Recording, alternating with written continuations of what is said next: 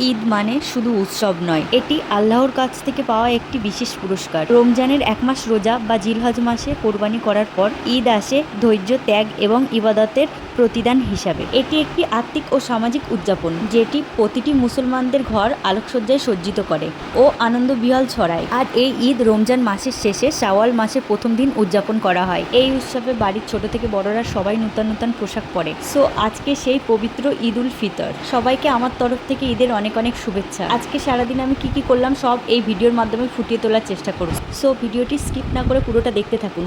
আর ঈদের অ্যাকচুয়ালি অর্থ কী সেটা কিন্তু আমি ভিডিও শেষে আলোচনা করব। তো বেশি কথা না বাড়িয়ে চলুন ভিডিওটি শুরু করা যাক।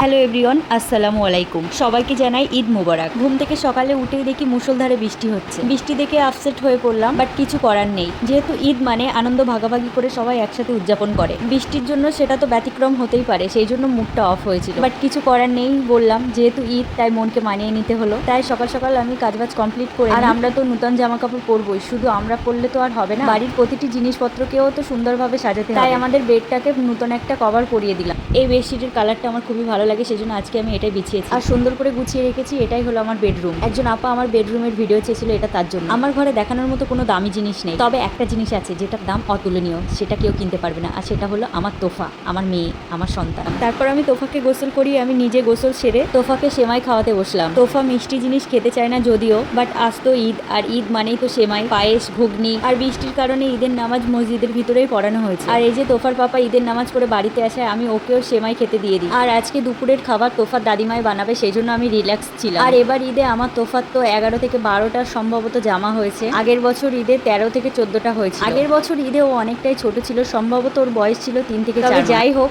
মাশাআল্লাহ আমার ছোট্ট সোনাকে কিন্তু খুব সুন্দর লাগছে। তোফাকে কিন্তু এই প্রথমবার আমি সালোয়ার পরিয়েছি। যেহেতু ওর চুলের ঘনত্ব অনেকটাই কম, তাই ওর চুলের ঝুটি দুটি বাঁধতে কিন্তু আমার অনেকটাই কষ্ট হয়েছে। বাট কি করব, আমি যে মা, আমার তো ইচ্ছা হবে মেয়েকে সাজাতে। তোফাকে জন্মের পর থেকে আমি 2 বার ন্যাড়া করেছি। এবার গরম পড়েছে এবং এই ঈদের পরে আমি আবার ওকে ন্যাড়া করে দেবো। ওকে তো একের পর এক ড্রেস পরিয়েই যাচ্ছি, আর ও সেগুলো দেখছে অবাক হয়ে। আর এই যে আমাদের স্পেশাল কিছু গেস্ট কিন্তু চলে এসছে, আমি ওদেরকে অতিথি আপ্যায়ন করলাম। তারপর ওরা বেরিয়ে গেল, আর আমরা কিন্তু এর মধ্যে লাঞ্চ কমপ্লিট করে নিই। তারপর আমরা 3জন বাড়ি থেকে বেরিয়ে যাই। হ্যাঁ, দুপুরের পর বৃষ্টি কিন্তু থেমে গিয়েছিল, তবে ওয়েদারটা কিন্তু খুবই ঠান্ডা ছিল। আমরা ঠিক করলাম তোফাকে একটা পার্কে নিয়ে যাব, সেই জন্য আমরা বাড়ির কাছাকাছি একটা পার্ক, ইকো চিলড্রেন পার্কে পৌঁছে গেলাম তোফাকে নিয়ে। তোফা ওর পাপার হাত ধরে টুকটুক করে ভিতরে প্রবেশ করলো। এটি শিশুদের জন্য তৈরি একটি মজাদার এলাকা, যেখানে তারা প্রকৃতির সান্নিধ্যে খেলাধুলা ও বিনোদন উপভোগ করতে পারে। এই পার্কটি মূলত শিশুদের জন্য তৈরি বিশেষ আকর্ষণ। এখানে শিশুদের জন্য বিভিন্ন ধরনের বিনোদনের সুযোগ রয়েছে, যেমন খেলার মাঠ, রাইড এবং রঙিন পরিবেশ। আপনাদের হাতে সময় থাকলে আর বাড়িতে ছোট বাচ্চা থাকলে আপনারা অবশ্যই এই পার্কটিতে একবার এসে ঘুরে যাবেন। পার্কটির সৌন্দর্য আপনাদের আকর্ষণ করবে।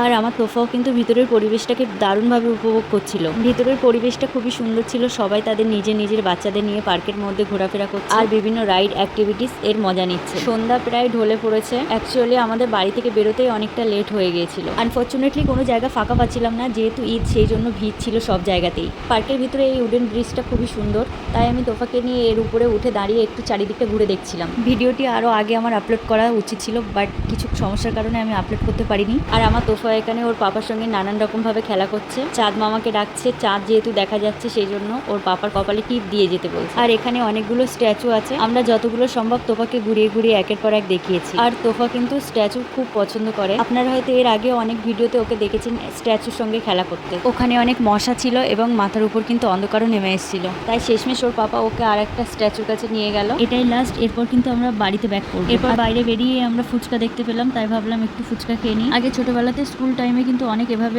রাস্তায় দাঁড়িয়ে ফুচকা খেয়েছি, বাট বিয়ের পর কিন্তু এই ফার্স্ট টাইম এভাবে ফুচকা খেলাম। এরপর বাড়ি ফিরতে ফিরতে রাস্তায় ডমিনোজ দেখে দাঁড়িয়ে পড়লাম পিৎজা খেতে। অ্যাকচুয়ালি পিৎজা খেতে খুবই ভালো লাগে, সেই জন্য এই সুযোগটা হাতছাড়া করি কিভাবে। আরো বিশেষ করে ডমিনোজের পিৎজা খুবই ভালো লাগে। যেহেতু আজ ঈদ, ঈদে তো স্পেশাল কিছু খাওয়াই যায়, আর এই ঈদের জন্য মানুষ এক একটা বছর অপেক্ষা করে। এই ঈদকে অনেকে উৎসব হিসেবে পালন করলেও আবার অনেকে রমজানের শেষ হিসেবে দুঃখ প্রকাশ করে। আর ঈদ উল ফিতর শব্দটি আরবি ভাষা থেকে এসেছে। ঈদ শব্দের অর্থ আনন্দ বা উৎসব এবং ফিতর শব্দের অর্থ ভাঙন বা শেষ। ভিডিওটি লেট আপলোডের জন্য আমি সরি। অ্যাকচুয়ালি ছোট বাচ্চা নিয়ে ভিডিও বানানো, এডিটিং করা খুবই ডিফিকাল্ট একটা কাজ। এখন রাত 3টা বাজে এবং আমি ভিডিওতে ভয়েস ওভার দিচ্ছি, সেটা আমার ভয়েস শুনে আপনারা বুঝতে পারছেন অনেক টায়ার্ড লাগছে। এরপর খাওয়া দাওয়া কমপ্লিট করে আমরা বাড়ির উদ্দেশ্যে বেরিয়ে পড়লাম। ভিডিওটি ভালো লাগলে অবশ্যই লাইক করবেন, শেয়ার করবেন। দেখা হচ্ছে অন্য কোনো ভিডিওতে। ততক্ষণ ভালো থাকবেন, সুস্থ থাকবেন। টাটা, খোদা হাফেজ।